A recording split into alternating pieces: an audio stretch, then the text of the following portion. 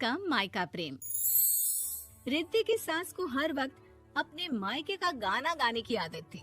अरे बस करना माँ, मामा का ये किस्सा तो 50 बार पहले भी सुना चुकी है। अरे हाँ, तो क्यों ना बताऊं। तेरे चाचा तो उस वक्त हाथ झाड़ कर खड़े हो गए थे। तब मामा ही था तेरा जो आगे आया और मदद की। देखो अब ठीक है ना, जो हो गया सो हो गया। क्यों एक बात को हमेशा गाती रहती हो। अब तो बहू घर आ गई है, उसे तो सबको मान कर चलना है ना कि सिर्फ सास का मायका ही समझेगी वो। तभी वहाँ रिद्धि आ जाती है।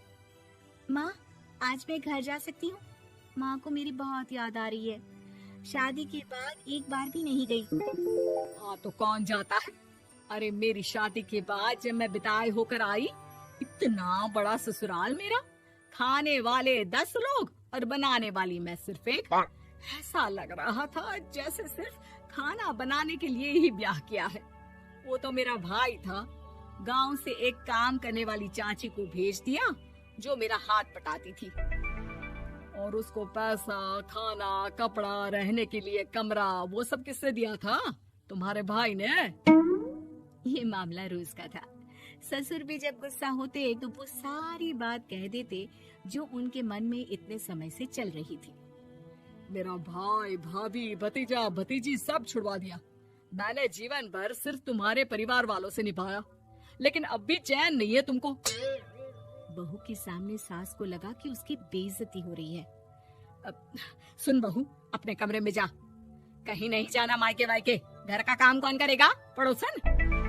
बहू समझ जाती है मामला गर्म चल रहा है। कमरे में जाने में ही भलाई है। कमरे में क्या है? तुम्हारी माँ हर वक्त चिक चिक चिक करती रहती है।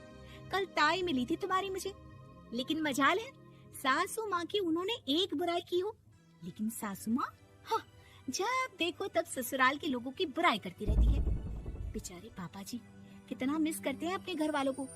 मेरा तो बड़ा मन करता है कि ताऊ जी, चाचा जी और सब मिलकर रहे, ना साथ रहे लेकिन आना जाना तो ठीक से रखे। हिंदुस्तान और पाकिस्तान एक हो सकता है, लेकिन चाचा और ताऊ के परिवार के साथ हम लोगों का मिलन ना जी ना, कभी नहीं हो सकता। ये बात है। देखिए मेरे साथ ना ज्यादा चैलेंज मत करिएगा। ऐसा कोई काम नहीं है जो मैं नहीं कर सकती। ससुर जी जो कि बहू की बात सुन रहे थे सामने आ जाते हैं। अरे बेटा, तू ये कर सकती है तो प्लीज मेरा परिवार किसी तरह मुझसे मिलवा दे। सारी जवानी तो मैंने किसी तरह काट ली, लेकिन जीवन के इस पड़ाव पर बहुत याद आती है मेरे परिवार की। हाँ हाँ पिताजी, आप चिंता मत करिए, बस मेरा साथ देते रहिए आप दोनों। फिर देखिए कैसे माँ जी भी ठीक हो जाएंगी और पूरा परिवार भी एक हो जाएगा।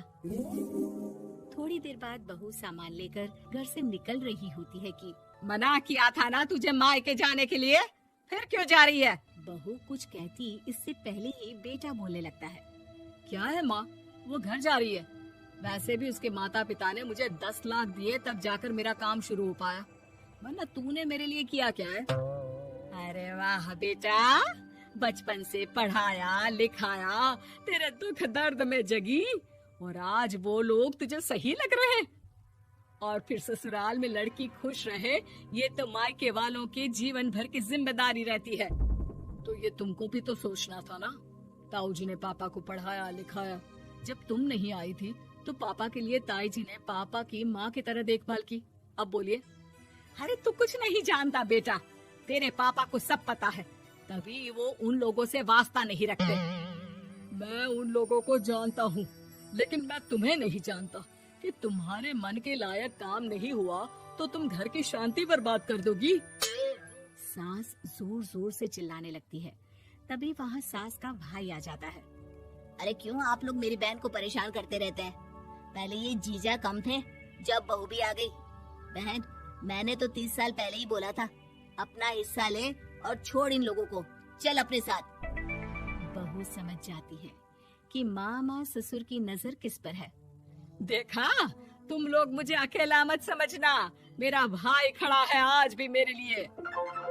बहू मायके जाती है और आते वक्त साथ में एक नौकरानी ले आती है। अरे बहू, कुछ खाने को दे दे। अरे आंटी, क्यों भाभी को परेशान करती रहती हो? उनके भाई ने मुझे जिम्मेदारी दी है।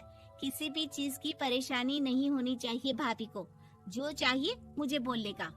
आय हाय, बहू के मायके वालों का इतना दखल। ये मेरा घर है, कोई कल का आए इसे पूरा कैप्चर कर ले, ये बर्दाश्त नहीं होगा मुझसे। क्या हो गया सासू माँ? क्यों सुबह सुबह चिल्ला रही हैं? चमेली, ओ चमेली, क्या कहा था मेरे भाई ने तुझे? अरे दीदी बहुत तेज है आपकी सासू माँ। मैंने तो बोला कुछ चाहिए तो मांग लो मुझसे। अरे निकल यहाँ से, घर को रेलवे स्टेशन बना रखा है, जो देखो वो घुमा जा रहा है यहाँ से वहाँ। ये कहीं नहीं जाएगी। ये जाएगी तो घर का काम कौन करेगा? मैं। हाँ, और क्या करती है बहुएं? घर का काम ही तो करती है, इसमें नया क्या है? तभी वहाँ ससुर जी आ जाते हैं। हाँ, तो यही बात तो तुम्हें भी समझनी चाहिए थी ना। आज बहू के मायके से नौकर आ गया तो तुम्हें बुरा लग रहा है? अरे तो उस वक्त गर्मा गर्म खाना तो सबने खाया ना। ऐसा तो नहीं है कि मेरे मायके का नौकर था तो सिर्फ मेरे लिए बनाता था। अरे निकालो इसे, फिलहाल बाद में बात करती हूँ। सास का गुस्सा जोर से नौकरानी पर फूटता है। तभी वहाँ बेटा सामान के साथ आकर खड़ा हो जाता है। चलो रिद्धि, तुम ठीक बोलती हो। मेरी माँ को तो हम लोगों की कोई फिक्र है ही नहीं, ये तो सारा दिन सिर्फ अपने बारे में सोचती है। और देखिए, मैं अब से कह रही हूँ कि अब से इस घर की तरफ आपको देखना भी नहीं है। नहीं आना आज के बाद इन लोगों से मिलने। हाँ, बस कभी कभी दिन में 2 बार मिलने आ जाओ। नहीं, बिल्कुल नहीं। ससुर झूठा नाटक करते हुए। मेरी बीवी ने मुझे मेरे ही परिवार से दूर कर दिया, आज बहू मेरा इकलौता बेटा दूर कर रही है। हाय, कैसे जीऊंगा मैं? वाह, वो भाई जो आपको बेटे की तरह मानता था, उन्हें छोड़ने में तो दुख नहीं हुआ। आज खुद का बेटा छोड़कर जा रहा है तो कैसे जीऊंगा? बढ़िया है। अब सास समझ चुकी थी कि उससे गलती क्या हुई है। मुझे माफ कर दे बहू, अब मेरी समझ में आ गया कि अपनों से दूर कर बीवियां पति का भला नहीं बल्कि उन्हें जीवन में अकेला कर रही है। मुझे माफ कर दे, मैं अब सबसे माफी मांग लूंगी। ससुर जी दूर से बहू को थम्स अप दिखाते हैं।